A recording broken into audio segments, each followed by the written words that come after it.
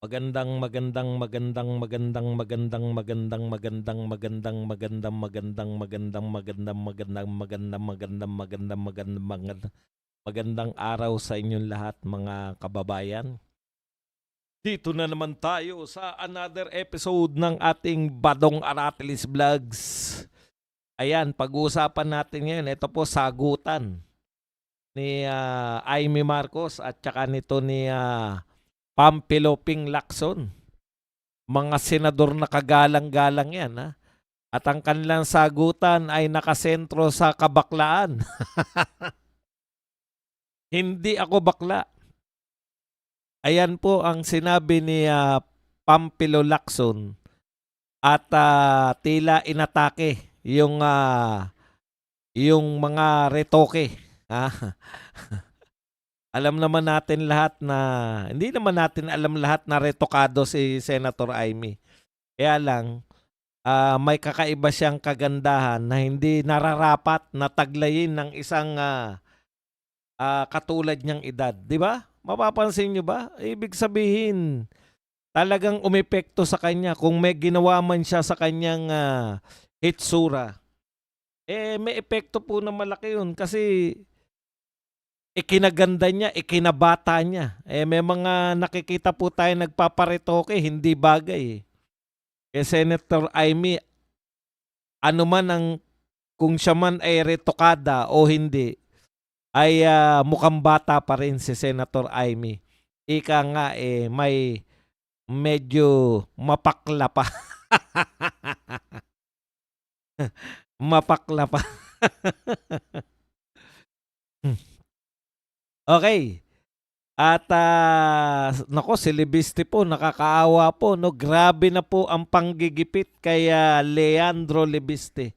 Sa tingin ko po ito makayanan lang po to ni Leandro Libiste. Talagang ito po siguro ang pinaka malaking test sa kanyang buhay. Siguro sa tingin ko hindi pa yung pagiging bilyonaryo niya sa batang edad eh. Ito talaga yung test niya sa politika na to. No, yung katakot-takot na ang inanin niya na batikos, pambabas at ito po mga legal na dahil lang po sa ginagawa niyang pagbubulgar ng mga katiwalian sa gobyerno, ay ginigipit. Ako, ang tingin ko rito talagang panggigipit po to. Yan po ang tatalakayin natin. 24 billion ang ipinataw na multa dito po sa mga kumpanya ni Libiste. Yan po mga pag-uusapan natin, pero bago yan, kung bago ka pa lang dito sa ating channel, mag-subscribe ka na. Dahil ito lang ang tanging channel na may kinikilingan, may pinapanigan, una sa balita, huli sa impormasyon, kaya ano pang hinihintay nyo? Pindot na, okay. Alam nyo po, hindi naman ako mahilig magrekomenda ng mga ano, no? Pagkatapos nyo po manood dito sa atin ng live, at gusto nyong malaman yung maraming sinabi si Senator Lacson. Bihira po ako magsabi na panoorin nyo po yung meron po tayo kasi inano natin, in-upload natin kanina. Yun pong buong press conference ni Lacson. Marami po siyang mga binulgar doon, yung mga yan nga, yung paninira niya kay Amy Marcos at saka syempre yung mga payo niya kay Libiste, yung pagbubulgar niya na si Bunuan ay niloko o binudol si BBM, at yung bintang niya na si Martin Romualdez ay tila ginawang ano to si Diskaya, ginawang front para sa pagbili ng isang pangmunyaman na property somewhere in Makati. Kung di ako nagkakamali, sa Forbes Park yung pinag-uusapan natin. Yan, lahat yan laman nun, no? Yung punong-puno na press conference ni Senator Lacson. Nariyan po, after nito, panoorin nyo. Kaya lang mas maganda usapan natin ngayon dahil live na live po tayo mga kapatid. Live na live po tayo ngayon at tayo po ay open sa inyong mga katanungan. Actually, nababasa ko po yung mga comment ninyo.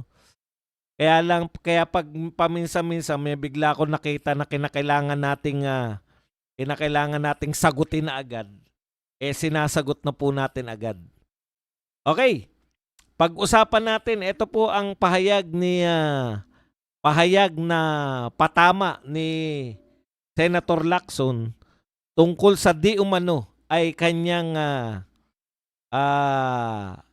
patutsada sa kanya ni Senator Amy. Sabi po ni Senator Lacson, hindi ako bakla.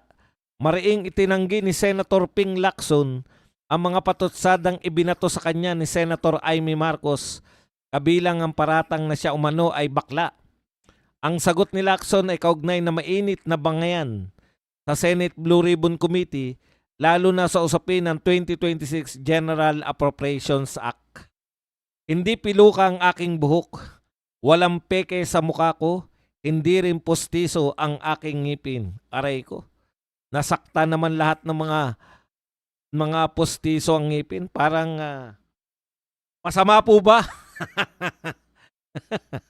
Masama po ba na nung panahon namin kumakain lang kami ng parpula? Masama po ba na ang kinakain lang namin ay limasing kong candy? Kaya ang aming toothpaste ay bayabas.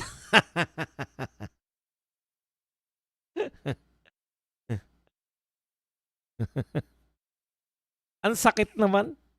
Pati yung ngipin namin na nananahimik, nadadamay. Dagdag pa ng senador, kung iniisip ni Senator Amy na bakla ako, wala siyang maaaring makitang macho sa mundo. Ikaw naman na Senator Amy. Machong-macho yan eh. Ha? Machong-macho yan. Sasabihin mo ng badingdong. Ang pahayag ay tugon ni Lacson sa banat umano ni Senator Amy Marcos na tila nilalarawan siyang gigil sa pamumuno ng Blue Ribbon Committee at handang makipagsabunutan kaugnay ng mga issue sa budget. Ayan. So, ang patama niya rito, hindi naman siya bading. Ayun naman, no? May bading bang nakikipag kantsawan ng hitsura? Meron bang bading na magsasabi sa isang babaeng senador na pustisong ngipin mo, retokada ka, at piluka ang buhok? Piluka ba ang buhok kaya ni Amy? Sila lang po nakakaalam niyan. Siguro si Senator Amy minsan nag-aayos ng kanyang wig.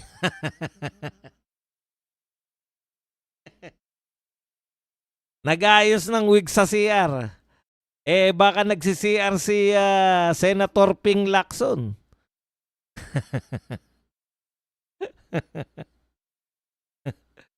Pati pala wig, no? Ngayon ko lang iniisip yung mukha ni Senator Amy. In fairness po may mga hindi po binabagayan na retoke, di ba? In fairness po kay Senator Amy, bagay naman sa kanya yung retoke niya. Ayan. So nakipagpaligsahan po ng hitsura. Ako po hindi ko po maiisip yun na kahit kailan na sabihin na hindi na maritokado mukha ko.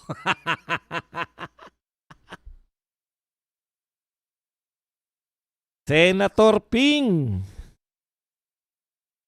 Ano ba yan? Hindi ako bakla. At yan po ay magiging meme na. Sinagot din naman siya ng isa sa mga tauhan ni Senator Amy Marcos. Ito pong si Juliana Perescoba. Ito po ang sabi ni Juliana Perescoba sa sinabing hindi siya bakla si Senator Lacson. Isang sentence lang po ang sinabi ni Perescoba, Juliana Perescoba. Ito yung bading na walang ngipin na laging alaalalay ni Senator Amy. Sabi po ni Juliana Parescoba sa sinabing hindi ako bakla ni Senator Lacson, sabi ni Juliana, ako rin.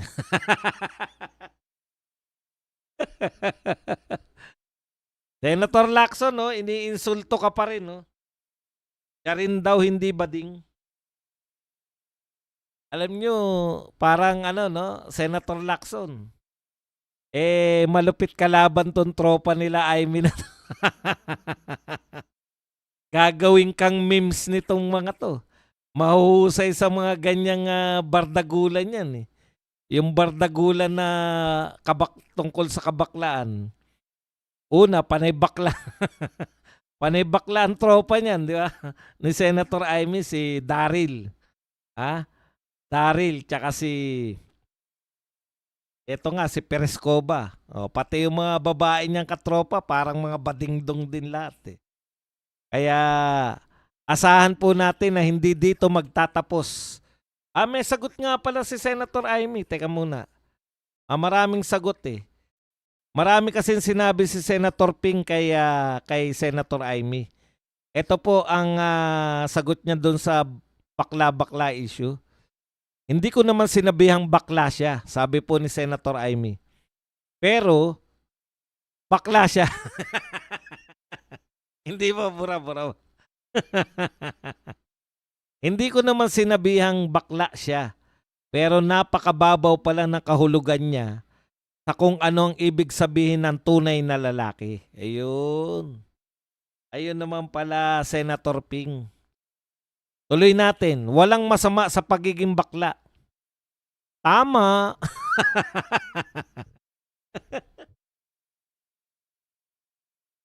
Tama. Ano ba yan? Nahahawa na ako. Nahahawa. Walang masama sa pagiging bakla at ganun din sa pagpapa-enhance ng kahit ano para sa sarili mo. Correct! Kung may pampa-enhance lang ako, di yung 2 inches ko kung pwedeng gawing 7 inches gagawin ko talaga yan. Desisyon ng tao kung gusto niya magpagawa ng kahit ano sa sarili niya. Desisyon niya rin kung gusto niyang sirain ang mukha, pangalan at dignidad niya. Parehas yan. Parehas siyang nagtatanong ng magkano. Hindi naman nun. Pinariringgan mo ba si Senator Ping Lacson, Senator Amy? Ano ang kahulugan ng magkano mo? Tinatanong mo ba kung magkano ang pag-aabogado ni Senator Lacson? Grabe naman, Senator Amy. Matindi.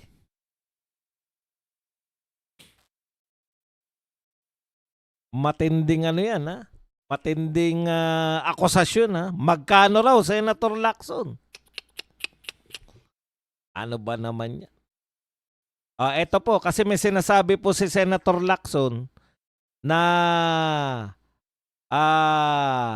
umaten lang daw si Senator Amy sa Blue Ribbon Committee hearing at kung may ebidensya raw siya, kasi pinupuna siya ni Senator Amy, bakit tila nakakalimutan na idiin si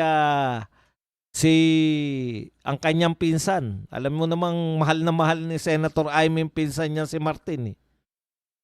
Ang kanyang pinsang si Martin, bakit daw tila hindi idinidiin ng Blue Ribbon Committee samantalang obvious naman daw na involved, no? Itong kanyang pinsan na si Martin.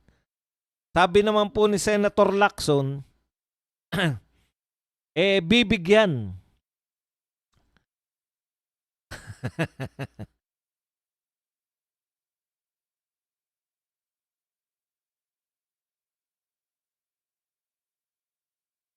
Bibigyan si Senator Amy umaten lang sa Blue Ribbon Committee, bibigyan ng 1 oras. Para siya po ay anong tawag doon? Magbulgar. Kung meron po siyang ebidensya laban kay Martin. Ito naman po ang sagot dyan ni Senator Amy. Doon po sa sinabi ni Senator Ping Lacson na bibigyan siya ng 1 oras para magsalita doon sa Blue Ribbon Committee. Sabi po ni Senator Amy, nung huli akong pumunta, 10 minutes lang hindi niya pinahintulutan. Kahit pa binigay na ni Senator Batong oras niya sa akin. Hindi ko kailangan na 1 oras para magsabi ng totoo. Pero kulang na kulang ang 1 oras para magsinungaling. Palato ko na sa kanila yan. Grabe talaga. Antindi nun ha. Back to you ha, Senator Lacson ha. Kulang daw po ang 1 oras para magsinungaling. Ibig mong sabihin, Senator Amy, pinariringgan mo na nagsisinungaling?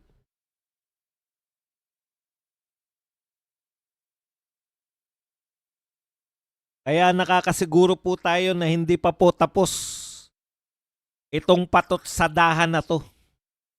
Nakakasiguro tayo na may part 2 at part 3 pa to. Ayan.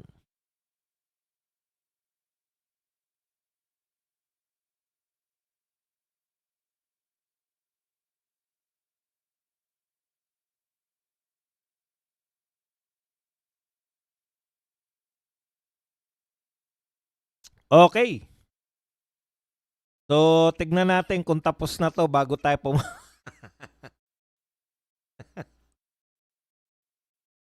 Actually, marami pong sinabi si Senator Ping. Doon nga po, makikita natin siya. Kaya, mamaya na po, babalikan natin yung mga iba pa. No? So, yan muna yung mga sagot ni Senator Amy. Punta na po tayo rito sa mga iba pang balita. Okay, tatapusin muna natin to si Senator Ping bago tayo pumunta kay Libiste. Ito naman po ang sinabi ni Pangulong Marcos, di pa bubuwagin, Marcos wants ICI to continue flood control probe. Alam mo, Mr. President, no? Lahat na po nagsasabi patay na yung ICI. Isa na lang po ang miyembro eh. Lahat po ng miyembro nag-resign na, no?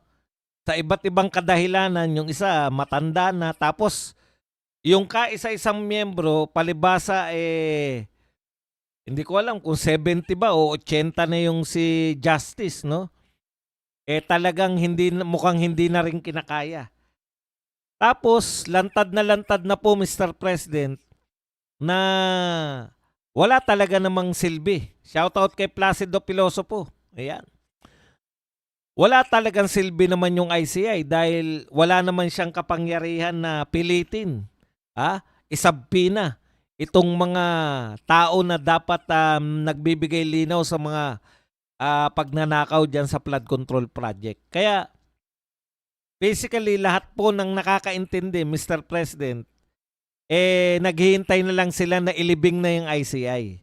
Maski po si Ombudsman Boying Remulla, ang sinabi niya na kaya naman daw tinatag yung ICI dahil yung sinundan niya raw na ombudsman ay hindi kumikilos.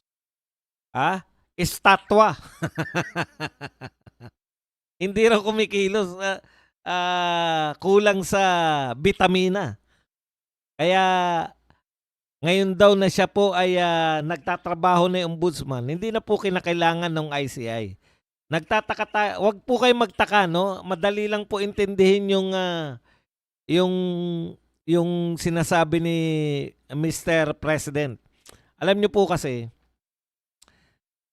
si Mr. President hindi po siya after sa eto na po nako sa mag-aapat na taon ng presidency ni BBM. Hindi po siya after sa result. After po siya sa propaganda, no? After po siya sa yung kumbaga yung palabas. Yun nga, yung paulit-ulit sinasabi ng mga Duterte palabas. Lahat na po, Mr. President, nagsasabi na walang silbi ICI. Tapos nag-resign na lahat. Kung gusto nyo palang panatilihin yung ICI, Dapat man lang ipagpatuloy nyo man lang yung palabas. Halimbawa, nag-resign si Singson. Meron na kayo dapat inassign nakapalit ni Singson. Nag-resign yung babae. Meron kayo dapat na kapalit na inappoint para sabihin ng tao na seryoso pa yung Pangulo. 3 na lang nga po yung miyembro niyan, hindi pa kayo nag-appoint ng mga kapalit ng mga nag-resign. Effective na po yung resignation nila, hindi na po sila nagtatrabaho ngayon. Kung yung 3 nga sila, hirap na eh. Yung mag-isa pa kaya, kita nyo ngayon, nasa na yung chairman. Oh. Nagpapahinga dahil matanda na. Ang point lang, Mr. President, kung palabas rin lang sa inyo, para sa inyo, palabas lang yung ICI, ganda-gandahan nyo naman yung palabas. Lagyan nyo naman ng mga tao. Very obvious naman na hindi na nga makapagtrabaho yung 3 sila. Angal na nga ng angal, ang daming iniimbestigahan, tapos 3 lang sila. Obvious na nga na wala namang ganong natatrabaho nung 3 pa sila. Ngayon pa kaya mag-isa na lang? Bakit hindi pa rin binubuwag? 'Di ba? Simple lang po 'yan. Teka, baka meron silang paliwanag dito. Made the remarks in response to ICI Special Advisor Rodolfo Azurin that they will write to the Office of the President for guidance. Kita po ninyo? Yung isa pa po, bukod po sa chairman, nalilito na po. Si Rodolfo Azurin Jr., susulat pa po sa Office of the President para manghingi sila ng guidance kung ano na po yung susunod na gagawin. Kung bubuwagin na ba o hindi. Alam niyo po, sa totoo lang po, ito po ay isang palabas lang yung ICI. Pakita lang po yan. Bakit? Yung kainitan po ng galit na galit po yung mga tao sa mga magnanakaw yan sa flood control project. Nung galit na galit po yung mga tao, kunwari nagtayo ng ICI. Tapos ngayon nalaman po natin na wala naman pala talagang silbi yung ICI. Kung may silbi po yung ICI, sige, yung mga humihirit. Sobra ka naman ba dong may silbi naman yung ICI? Sige po, ano po ang silbi ng ICI? Nalaman po ba natin, umatin po si Martin dyan nalaman po ba natin yung resulta ng pagdalo ni Martin? Meron po bang pinahayag yung ICI tungkol po dun sa resulta ng inimbitahan nila si Martin? Wala. Si Sandro Marcos, nagyabang. Willing siya magpaimbestiga sa ICI. May narinig po ba tayo ano nangyari doon sa investigasyon nila kay Marcos? Sandro? Wala rin.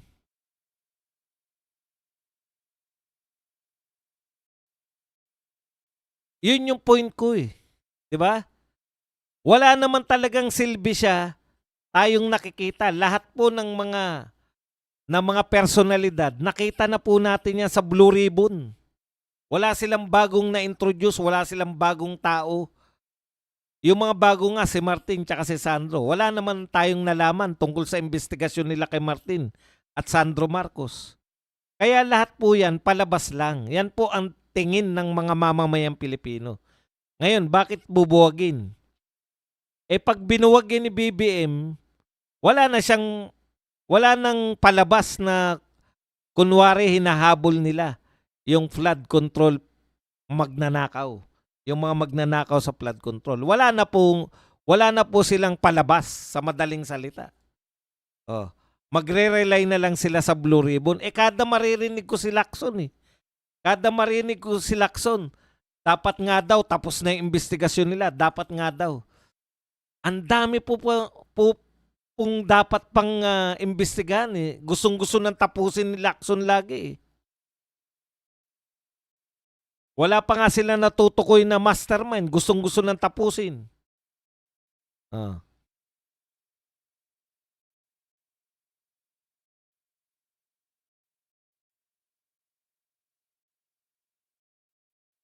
Ngayon may mga nabanggit din si Lacson tungkol po dito sa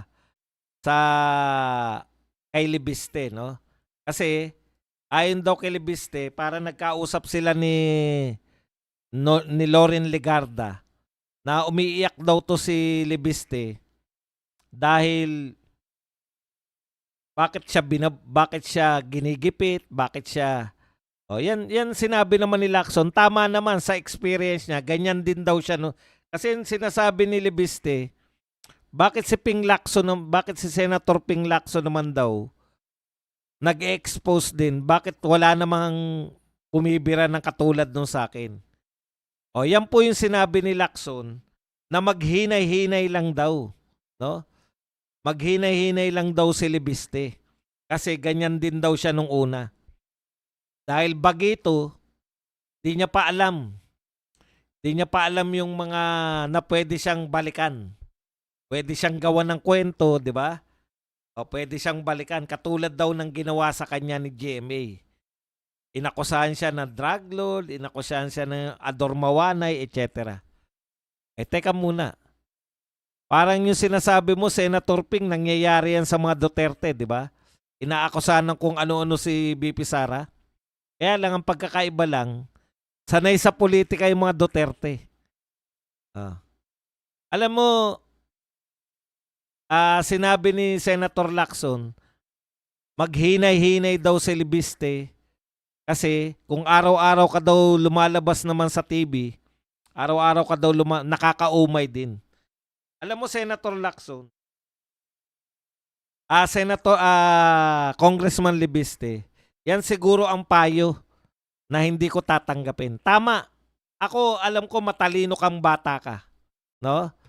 Dahil, bakit ako naniniwala? Una, pro-mill kids ka. Ibig sabihin, nasukat yung IQ mo. Semi-genius yung mga IQ nyo. Kung hindi man kayo genius, semi-genius. At ikaw lang sa lahat ng pro-mill kid, ang napatunayan namin na totoo yung full potential mo ng katalinuhan, kung mataas man ang IQ mo nung nagsimula, yung full potential mo ng katalinuhan ay nakuha mo dahil bilyonaryo ka eh. Di ba? Okay. Ako, ang gusto ko lang sabihin, matutuklasan mo yan eh. Dahil bagito ka, ang adjustment mo lang, tama yung ginagawa mo, pero bakit maraming bumabanat sa'yo? Pag yun na unawaan mo na, nabubueltahan ka talaga, at ang bubuelta sa'yo, it's either nakikinabang o naapektuhan ng pagbubulgar mo o protector. Protector ng mga binubunyag mo. Diba? Yan lang naman eh. Pero wag kang maghinay-hinay. Okay lang yan. Yang mga edad mong ganyan ang edad ng mga bayani natin nung una. Ganyan ang mga edad nila Andres Bonifacio. Nagtatag ng katipunan, ganyan ang mga edad. Nasa 30s, early 30s. Jose Rizal, nung nabaril sa Luneta. Maricelo del Pilar. Kaya, hindi ka na bata para maging bayani. Sila Lacson, sabi niya nga, naunawaan niya na yung laro sa politika eh. O kaya, kung naunawaan na, ibig sabihin nun, marunong na siyang lumaro sa politika. Pero mas gusto namin, mas hinahangaan namin, yung mga katulad nyo na hindi pa nakikipaglaro sa politika.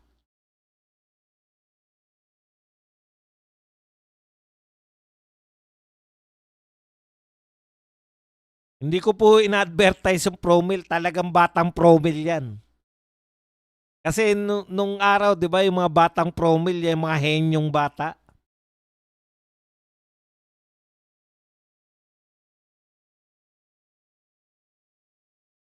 Naka-stop ba ako? Teka. Kaya ano lang natin. Ibabalik ko lang. Nasobrahan tayo sa vitamina eh.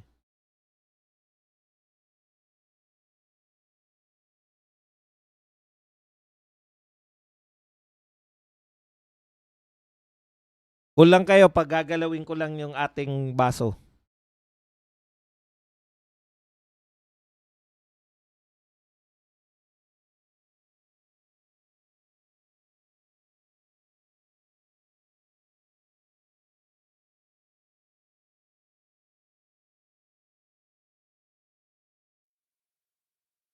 Okay, balik po tayo. Ayan.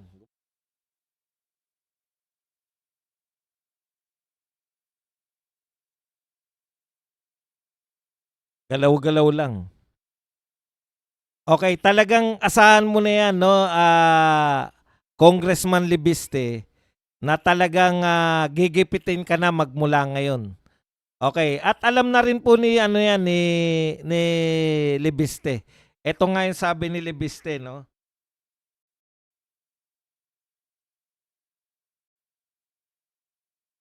Ito po yung sinabi ni Libiste. Ayan.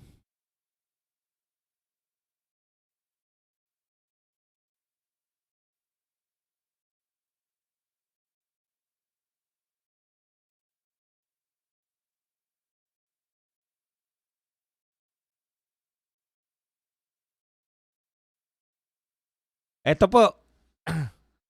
Sabi ni Libiste, Setyembre sinabihan na ako na gagawan ako ng kaso. Ayan po. Mula pa noong Setyembre, sinabihan na ako na gagawan ako ng mga kaso kung ilalabas ko ang Cabral Files. At manahimik na lang ako para sa sarili kong kapakanan. Wala akong nakuhang kahit piso mula sa gobyerno. Ang aking pera ay nagmula sa pribadong negosyo. Ang kumpanyang itinatag ko ay nakapagpatayo ng pinakamalaking kapasidad ng renewable energy sa bansa at nakapagdala ng pinakamalaking foreign investment sa Pilipinas noong 2025. Kaunti lang ang namumuhunan sa ating bansa ngayon dahil sa pananaw na ginigipit ang mga negosyante. Okay, talagang may panggigipit na po, no? Yan yung sinabi ni ano, no, ni Leandro Lebiste. Kaugnay po yan na ngayon, bukod po sa gusto siyang imbestigahan ng ombudsman, 'di ba? Tungkol sa Cabral Files, tapos tungkol dito sa pagbebenta niya di umano ng kanyang kumpanya sa Meralco, eh ngayon pong araw na to, pinatawan po siya ng 24 billion o yung kumpanya niya ng 24 billion na penalty dahil di umano hindi nakasunod sa kontrata.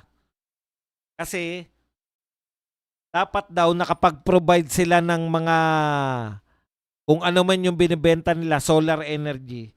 Nakapag-provide sila ng kapasidad na magpo-produce ng mga kuryente, yung kanyang solar energy after hanggang December 2025.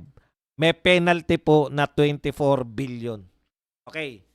Wala pong problema, no? Kasi kontrata nila yan eh. Kontrata nila, hindi ko po pinakikialaman yan. Pero ito po ang sitwasyon, no? Okay, may kontrata rin naman ng mga kontratista yun eh. Kumbaga, yung private company ni Lebiste noon, hindi ko alam kung siya pa rin ang may-ari rin ngayon, napakabilis. Nakuha po nyo, parang ilang araw pa lang natapos eh. December 2025, dapat na naibigay ng mga kumpanya di umano ni Libiste yung mga kuryente. Ano pa lang ngayon? January 14. 14 na araw pa lang, minultahan na kagad ng 24 billion. Di po ba? Okay. Ngayon, bakit po panggigipit ito sa tingin ko? Kasi wala naman tayong narinig na pinagmulta nila ng bilyon-bilyon na mga nag-ghost project. Eh yan, 2023, 2024, 2025 din. Di ba? Oh. Wala po ako narinig na may kaso yung mga nag-ghost project na nagkapirmahan na completed. Pero wala naman nagawa kahit isang araw. Si BBM ang nagsabi nun. Wala nagawa kahit isang araw. Bakit? Walang multa tong mga nag-ghost project pag flood control. Bakit si Libiste, ilang araw pa lang, supposedly hindi siya nakapag-deliver, 24 billion kagad ang multa niya. Asan ang fairness doon? May narinig ba kayo na pinagmulta ng mga kontraktor? Yung mga ghost project, pinagmulta sila? Wala eh. Yung narinig ko nga doon sa may netting eh. Rock netting ba tawag doon? Yung sa may Baguio? O sa may papasok sa Baguio? Diba? Gagastos uli ang pamahalaan. Samantalang palpak yung ginawa nilang rock netting. Kaya gumuguho pa rin yung lupa. Pero pamahalaan uli yung gagastos. Hindi po natin narinig tong mga multan-multa na to. Samantalang pag kaisa-isa ko po narinig na kontrata ng gobyerno. Ito lang po ang masasabi natin. Maganda yung pinunto ni Libiste. Ni piso wala siya ninakaw sa kaban ng bayan. Pero yung mga magnanakaw ng flood control, daan-daan bilyon po yung ninakaw nila. Pero ang ginigipit natin, itong si Leandro Libiste kasi nagbubulgar siya ng mga katiwalian.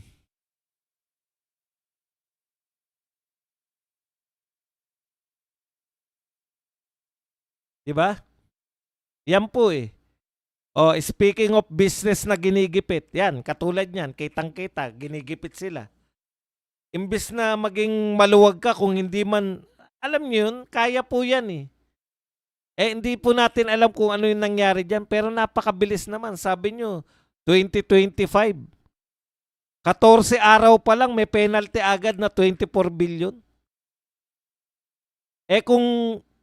Kung naibenta niya na sa mga investor yan, kawawa naman yung mga investor na pinagbentahan ni Libiste. Kasi, di ba ang sabi ni Libiste, binenta niya na sa MGen yung iba niyang kumpanya. Tapos kung yan, sabi niya, nagpasok siya ng malaking mga foreign investment. Ganun, ang bilis ng penalty natin. Paano po ang balik niyan sa labas? Katulad po ng Francisco Motors, Pilipino na yun. Doon na lang sila maggagawa uli ng Egypt sa China. Kasi ang hirap daw kausap dito eh. Sabi nung may-ari ng Francisco Motors, kung ayaw nyo, wag nyo. Mas madali po makipag-usap sila, magtayo ng planta. May planta po sila, paggawaan po ng Egypt. Yung Francisco Motors, may paggawaan po ng Egypt dun sa China. Mas madali daw kausap yung mga inchik kaysa dito sa atin.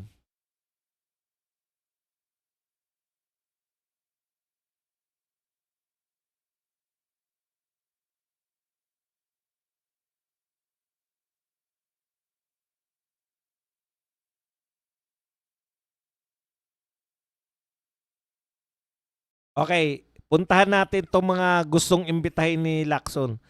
Alam mo Senator Lacson, marami kang sinabi na okay sa akin eh. Kaya lang, yun lang ba yung ano? Yun lang ba yung link na pwede? Kasi ang sinasabi na pwedeng maging link na pwedeng madiin si Romualdez. Yung iimbitahin niya raw yung dating may-ari ng binili ni Romualdez at sasabihin ngayon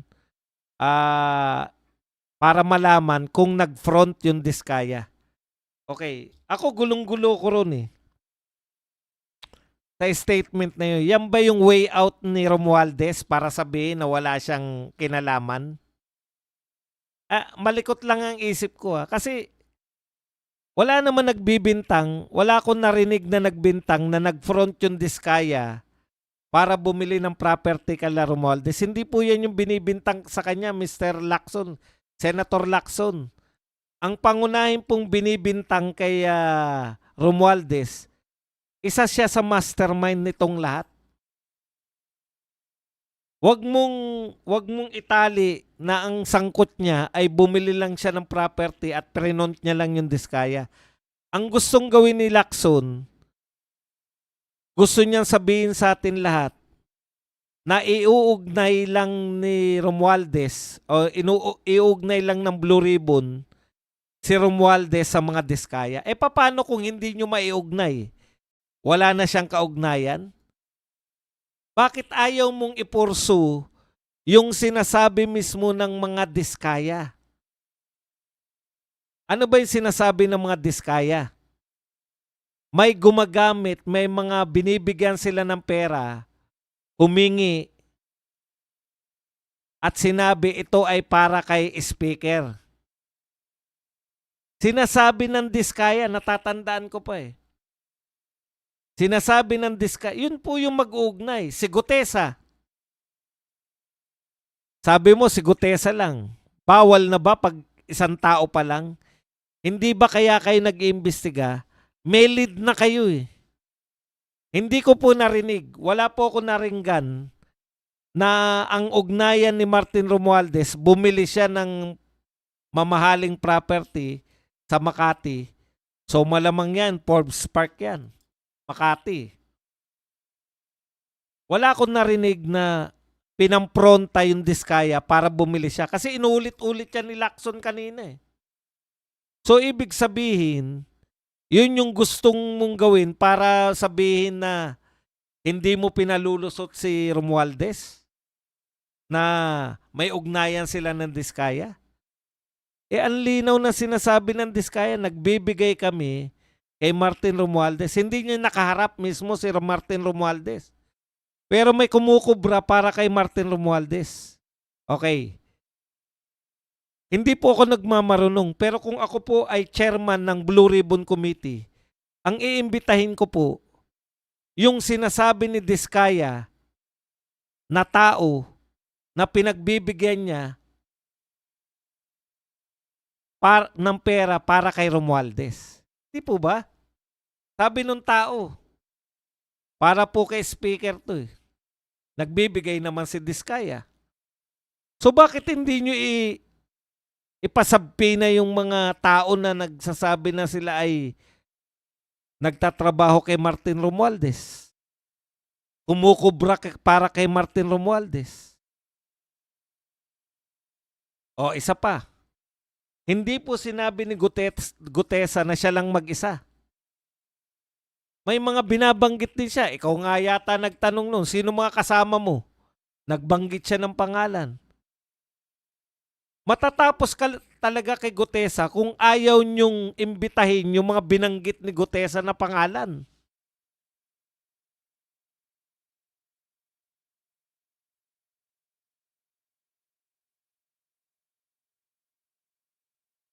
Hindi po ako investigador, pero sa simpleng logic, may mga sinasabi, ikaw kumukubra para kay Romualdez.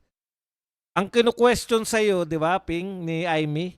Ang kinu-question sa'yo, bakit hindi kasama si Romualdez sa mga napag-uusapan?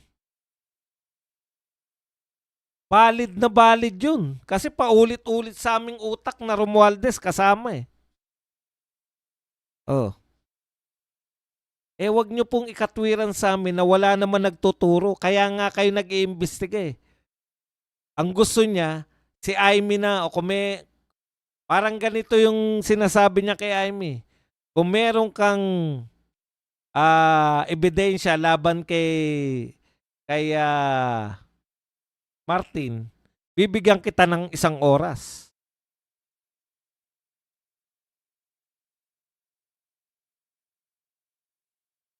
Ang dami pa po. Ngayon, eto rin mga reporter. Ang dami niyong reporter, wala man lang nakaisip sa inyo na magtanong tungkol kay Garjola. Hindi nyo ba napuna mga kapatid?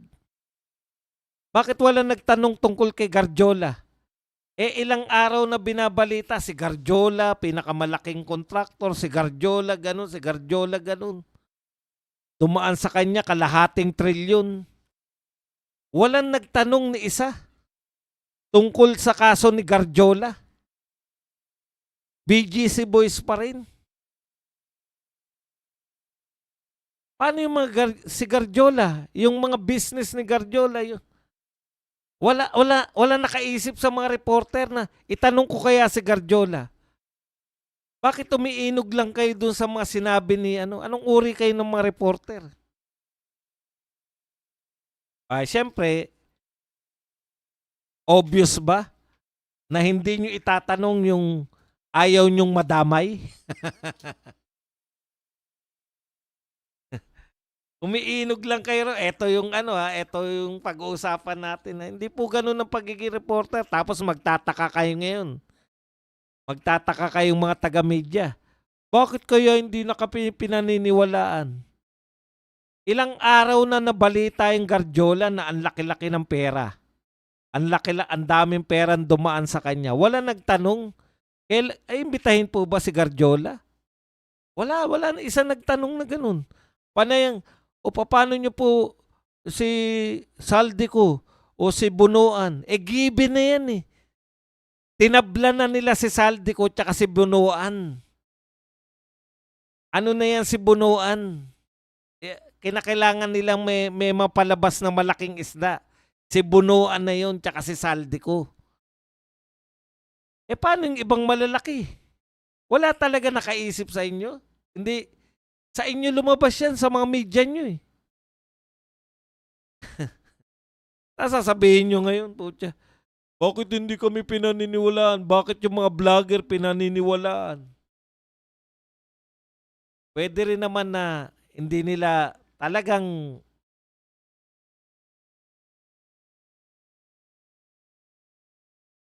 di po ba pinakamaingay ngayon si Garjola? In fact, si Ping Lacson hindi rin nababanggit si Garjola. Siya po yung AMLAC, pinapres yung asset ng AMLAC eh. Bakit parang ayaw nyo pong ipursu? Hindi ko po kilala yan. Kay Libiste ko lang narinig yan eh. Kasi magiging hero si Libiste. Pag si Garjola ay na...